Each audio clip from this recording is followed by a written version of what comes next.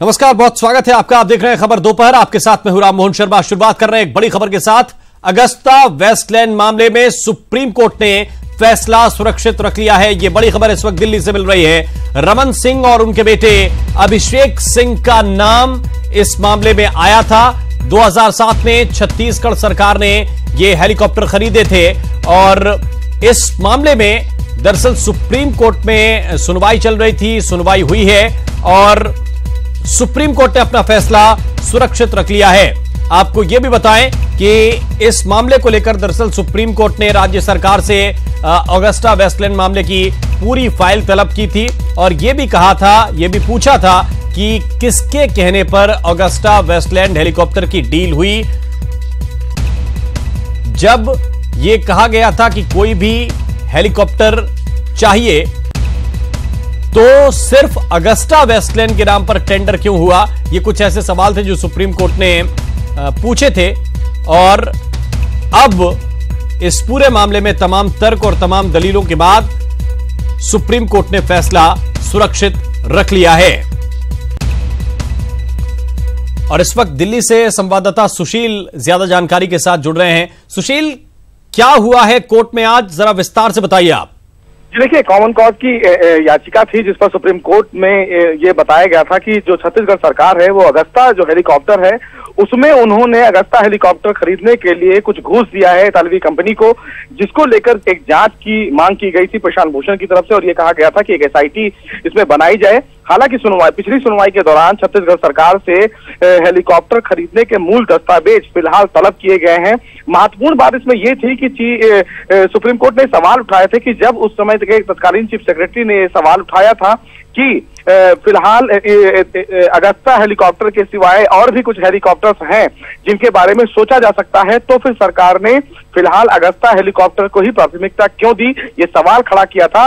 और इसके बाद सुप्रीम कोर्ट ने मूल दस्तावेज अगस्ता हेलीकॉप्टर खरीदने से संबंधित फिलहाल वो तलब किए थे। छत्तीसगढ़ सरकार से कहा था कि वो एक हफ्ते के अंदर फिलहाल इसमें जो मूल दस्तावेज है वो सुप्रीम कोर्ट में दाखिल करें। हालांकि राजस्थान, झारखंड और जम्मू कश्मीर में भी ये इसी जी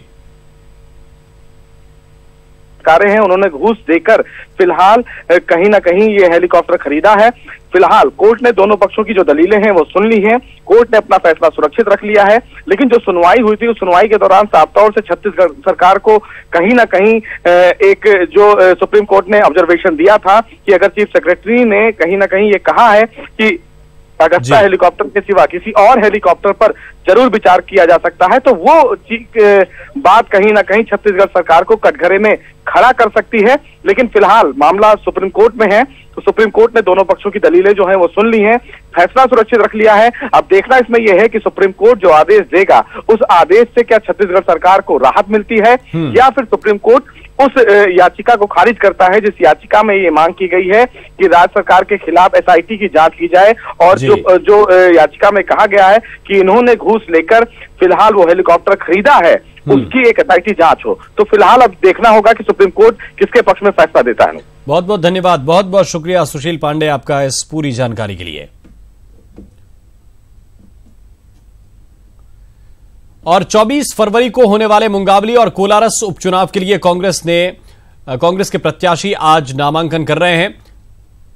कोलारस से कांग्रेस के प्रत्याशी महेंद्र सिंह यादव ने नामांकन कर दिया है। वहीं मुंगावली से कांग्रेस के ब्रजेंद्र सिंह अपना नामांकन दाखिल कर रहे हैं, जिसको लेकर कांग्रेस के दिग्गज नेता पहुंचे हुए हैं। कोलारस के बदरवास पहुंचे थे महेंद्र सिंह के नामांकन को लेकर और बदरवास से लेकर नामांकन स्थल तक रोड शो निकाला। कांग्रेस के रोड शो में सिंधिया, कमलनाथ, दीपक बाबरिया समेत कई दिग्गज नेता मौजूद थे। आपको यह बता दें कि इन दोनों सीटों पर कांग्रेस का दबदबा रहा है। खासतौर पर ये दोनों सीटें सिंधिया के प्रभाव वाली मानी जाती हैं और ये जब रोड शो निकला वहां से, उस वक्त की तस्वीरें हम आपको दिखा रहे हैं। कांग्रेस प्रत्याशी महेंद्र सिंह ने नामांकन किया और महेंद्र सिंह के नामांकन के वक्त की ये तस्वीरें हम आपको दिखा रहे हैं। वो रोड शो जिसके जरिए यहां अपने पक्ष में माहौल बनाने की कोशिश भी कांग्रेस ने की। और ये भीड़ जरा देखिए आप, इसमें कांग्रेस के कार्यकर्ता भी हैं और कोलारस के लोग भी हैं जो इन तमाम नेताओं को देखने के लिए रोड के दोनों तरफ खड़े हुए हैं। ये तस्वीरें हम आपको दिखा रहे हैं, जरा देखिए ये रोड शो के जरिए किस तरह से कांग्रेस के नेता अपनी एकजुटता भी दिखा रहे हैं और पार्टी के कार्यकर्ता अपनी ताकत भी दिखा रहे हैं।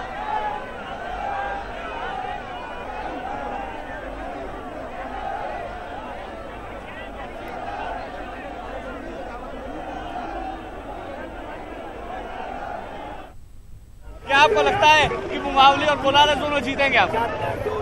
24 तारीख को दूध का दूध और पानी का पानी होगा और भाजपा की विदाई मध्य प्रदेश से अटेर और चित्रकूट के चुनाव के बाद कोलारस और मुंगावली के चुनाव से तय होगी।